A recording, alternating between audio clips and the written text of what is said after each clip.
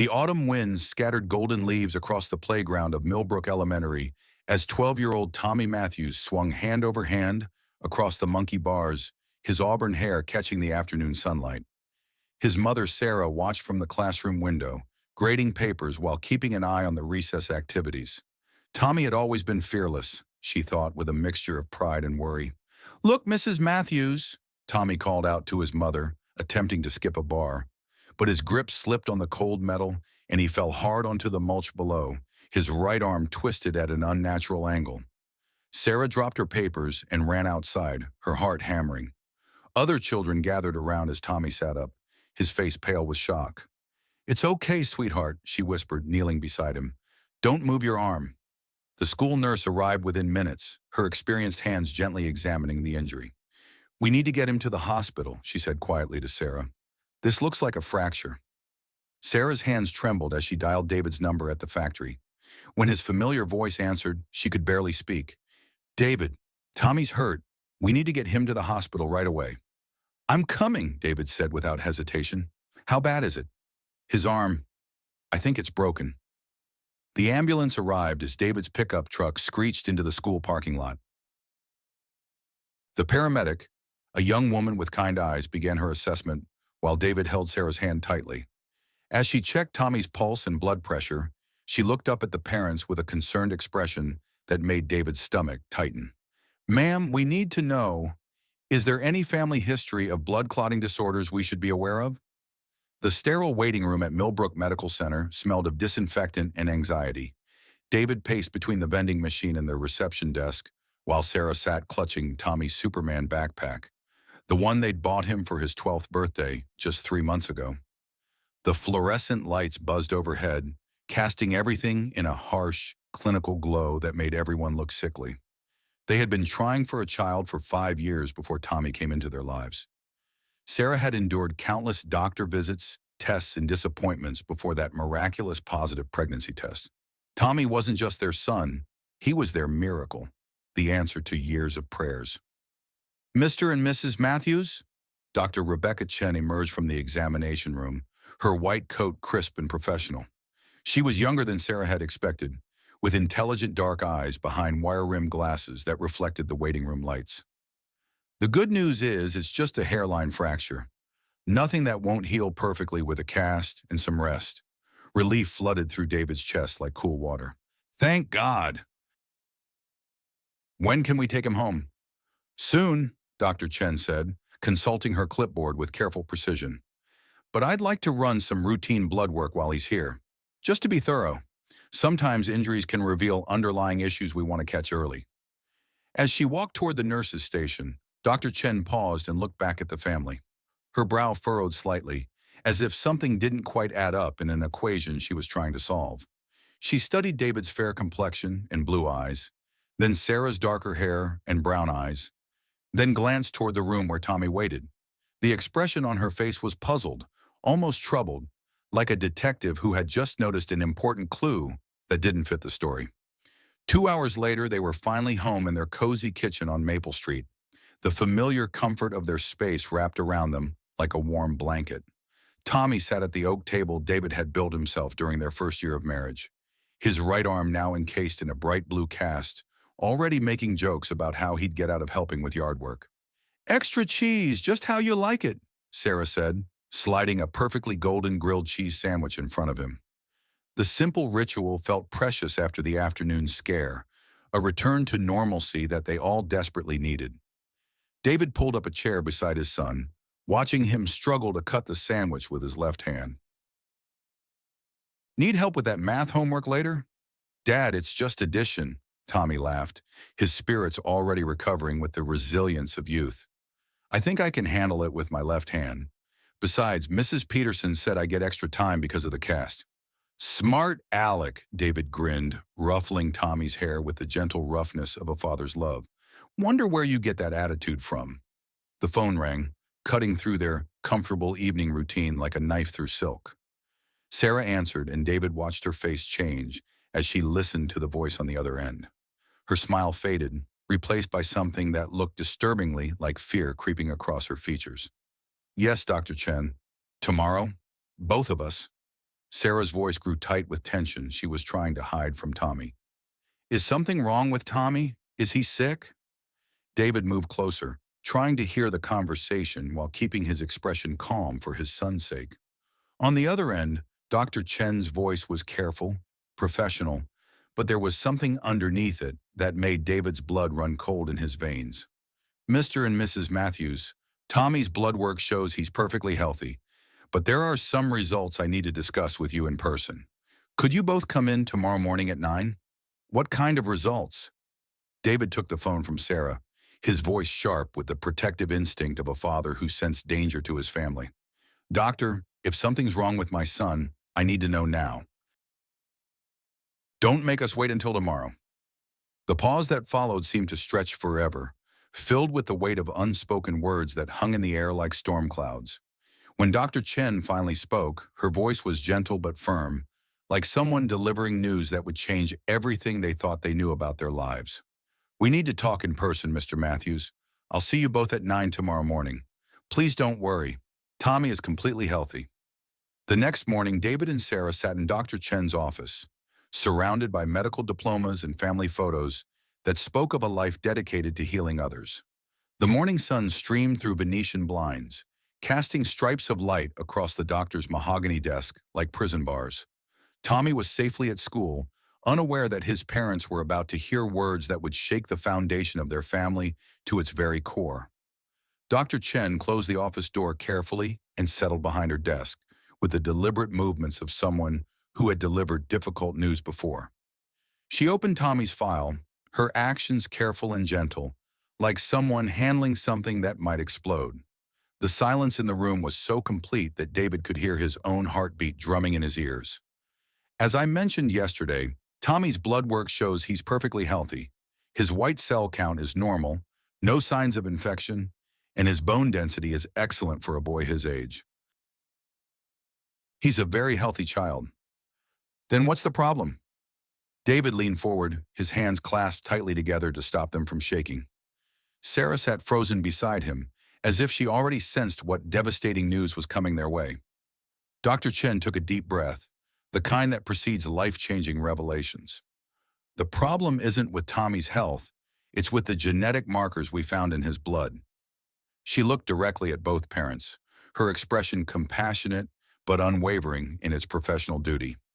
Given both your blood types, David, you're O positive, and Sarah, you're A positive, it would be medically impossible for Tommy to be both of your biological child. Tommy has AB negative blood, which means one of you is not his biological parent.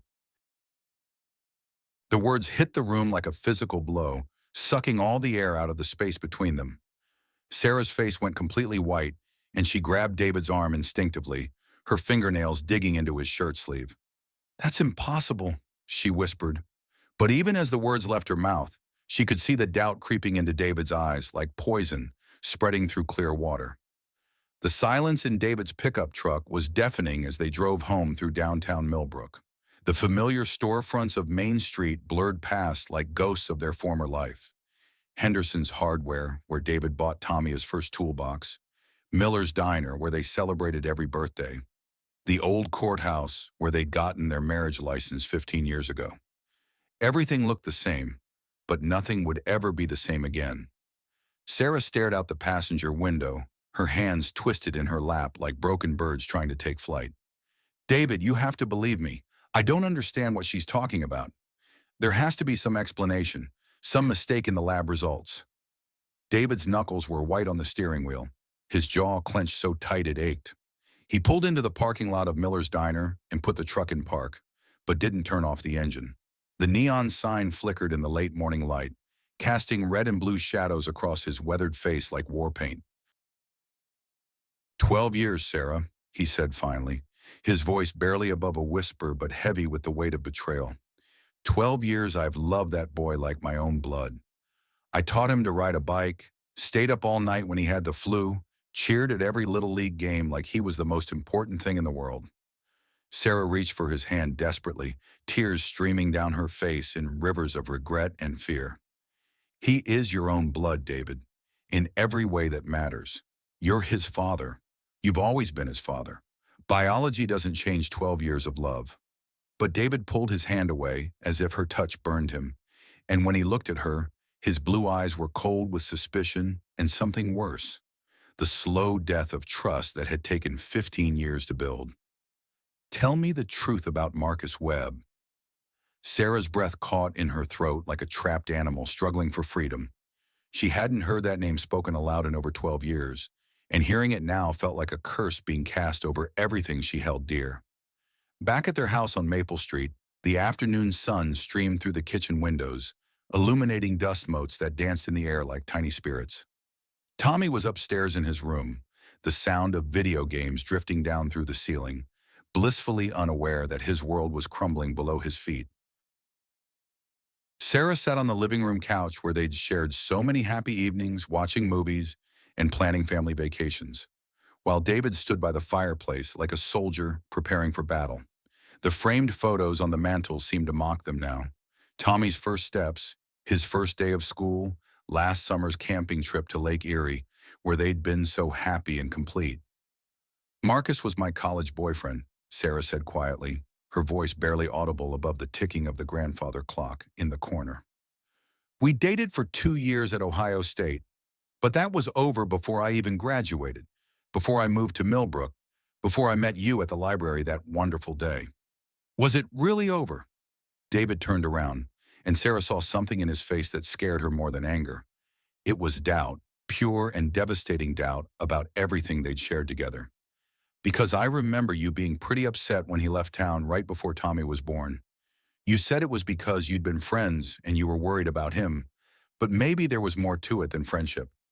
David, please don't do this to us, Sarah pleaded, her voice breaking like glass against stone.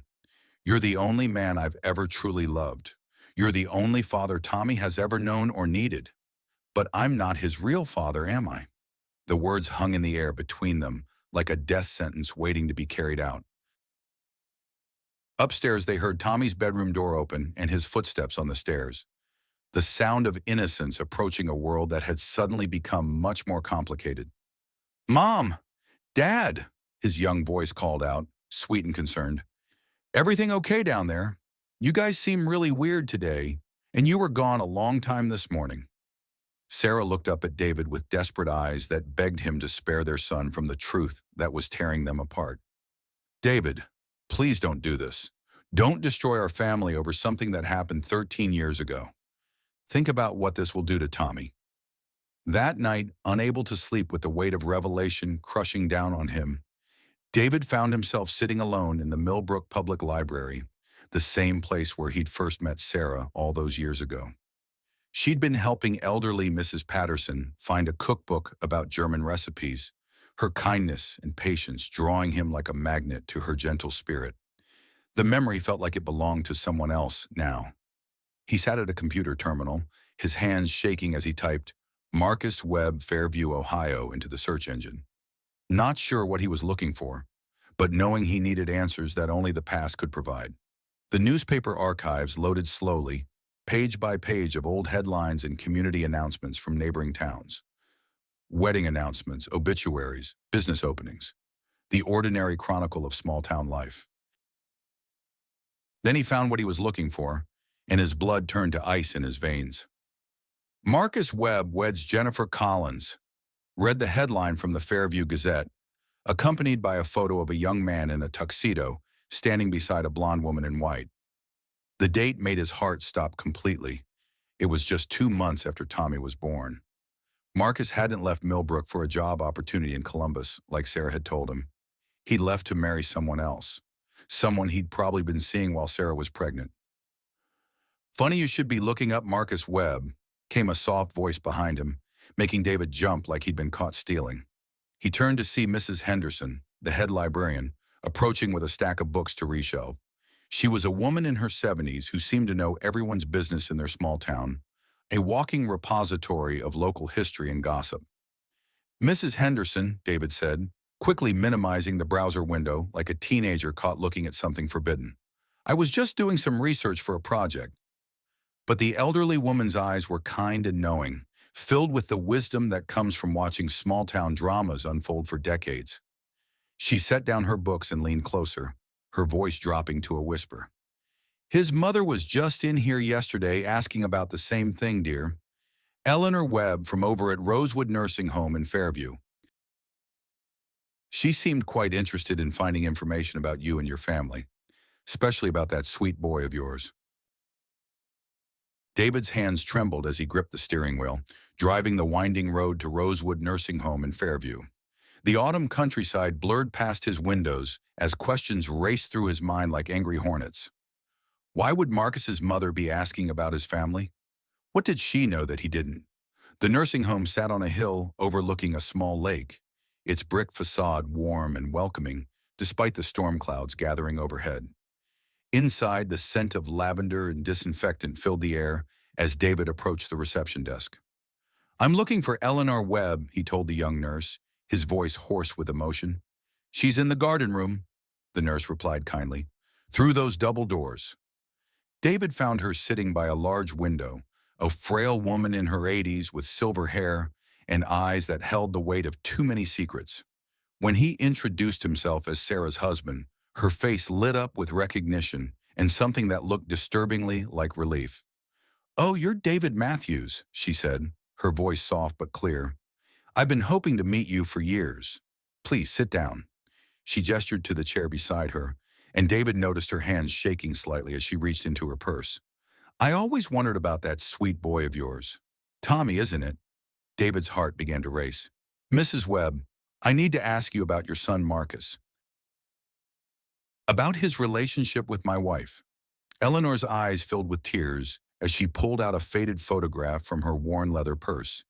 It was Marcus at age 12, and the resemblance to Tommy was so striking that David felt like he'd been punched in the stomach. The same auburn hair, the same bright eyes, even the same mischievous smile that David had helped nurture for 12 years. Marcus never knew about Tommy, Eleanor said quietly, her voice barely above a whisper. He left town because he was scared and young and foolish. He married Jennifer because his father pressured him to do the right thing by her family, but his heart was always back in Millbrook. David stared at the photograph, seeing his son's face reflected in a stranger's features. Did he ever try to contact Sarah to find out about Tommy? Eleanor shook her head sadly. He wanted to, especially after his marriage fell apart 5 years later. But he thought it was too late, that too much time had passed. He was killed in a car accident 3 years ago, but before he died, she paused, her voice breaking with emotion. Before he passed, he made me promise something. He said if anything ever happened to him, I should make sure his son in Millbrook was taken care of. He wanted Tommy to know that his biological father had loved him from afar, even if he'd been too much of a coward to claim him. David drove home in a daze, Eleanor's words echoing in his mind like a funeral bell tolling for the life he thought he knew. When he pulled into his driveway, he sat in the truck for several minutes, watching through the kitchen window as Sarah and Tommy prepared dinner together. They were laughing at something on Tommy's phone, and for a moment, David saw what he'd always seen: his family, the people he loved most in the world. But now everything was filtered through the lens of truth, and he wasn't sure how to reconcile the father he'd been with the father he actually was. When he finally walked through the front door, Sarah's smile faded instantly as she saw his expression. David, where have you been? I was worried sick. Tommy looked up from his homework, sensing the tension that had become their constant companion. Dad, you look really sad. Are you okay? David's heart broke as he looked into those familiar eyes. Marcus's eyes, not his own. Tommy, there's something your mother and I need to talk to you about. Something important about our family. Sarah's eyes widened in panic as she realized what David was about to do. David, no, please. Not like this. He's just a child. But David was past the point of protecting anyone from the truth that was tearing them all apart. He sat down at the kitchen table across from Tommy, his hands folded carefully to stop them from shaking. Son, you know how sometimes families are complicated, how love doesn't always follow the rules we think it should. Tommy nodded slowly, his young face serious and attentive. Like when Jeremy's parents got divorced, but they still both love him? Something like that, David said gently. Tommy, we found out today that biologically, genetically, I'm not your father. Your real father was a man named Marcus Webb, who died before you could meet him. The words hung in the air like smoke from a house fire, heavy and suffocating. Tommy's face went through a series of emotions: confusion, hurt, and then something that surprised David completely: relief. "Does this mean you don't want to be my dad anymore?" Tommy asked, his voice small and vulnerable. David's voice caught in his throat as he struggled to find the right words. "Oh, Tommy, no, son, never. Being your father has been the greatest privilege of my life. Nothing will ever change that." "Good," Tommy said simply, "because you're the only dad I've ever wanted. I don't care about that other guy. You're the one who taught me to ride a bike and helped me with my science projects and came to all my baseball games. You're my real dad." That evening, after Tommy had gone to bed with extra hugs and reassurances, David sat alone on the front porch swing, where he'd spent countless evenings with his son, teaching him to tie knots and telling him stories about growing up on his grandfather's farm. Sarah joined him in the darkness, the weight of the day's revelations settling between them like a bridge they weren't sure they could cross. "I should have told you," she whispered, her voice thick with regret. "When I first suspected, when the timing didn't quite add up, I should have been honest. But by then you already loved him so much, and I was terrified of losing everything." David nodded slowly, watching the stars appear one by one in the clear October sky. "The thing is, Sarah, I still love him. Biology doesn't change 12 years of bedtime stories and baseball games and scraped knees and proud moments. He's my son in every way that matters." "And us?" Sarah asked, her voice barely audible. "Can you forgive me for not telling you? Can we find our way back to each other?" David was quiet for a long moment, listening to the sound of crickets and the distant hum of traffic on Main Street. "I don't know yet," he said honestly, "but I know that boy upstairs needs both of us, and he needs us to be strong for him. That's what matters most right now." A light turned on in Tommy's bedroom window above them, and they saw him looking down at them, his face pressed against the glass, like a guardian angel watching over his parents. Even from this distance, they could see the love and trust in his expression, the absolute faith that his family would survive this storm because they had survived everything else together. The next morning, David walked Tommy to school just like he had every day for years, their routine unchanged despite everything that had shifted in their universe. Other parents nodded and waved as they passed. Nothing had changed in their small town's daily rhythm, but everything had changed for their family. At the school entrance, Tommy stopped and looked up at David with those eyes that belonged to another man, but held all the love and trust that David had earned. "Dad?" he said, and David's heart swelled at the word that meant more now than it ever had before. "I don't care about that other man, the one who died. You're the one who made me who I am. You're the one who taught me right from wrong and how to be brave when I'm scared. That makes you my real father, doesn't it?" David knelt down to Tommy's level, his eyes bright with unshed tears of gratitude and overwhelming love. "And you're the one who made me a real father, kiddo. You taught me what it means to love someone more than your own life." As Tommy ran into the school building, with his blue cast catching the morning sunlight, Sarah appeared beside David, slipping her hand into his with tentative hope. Together, they watched their son disappear into the building, not bound by blood alone, but by something infinitely stronger: 12 years of unconditional love and the conscious choice to keep choosing each other, no matter what truths the world might reveal. They had lost the simplicity of their former life, but they had gained something deeper: the knowledge that real families are built not in biology labs, but in the countless small moments of daily devotion, and that love, when it's real and true, can survive any storm. Thank you for listening to this story until the end.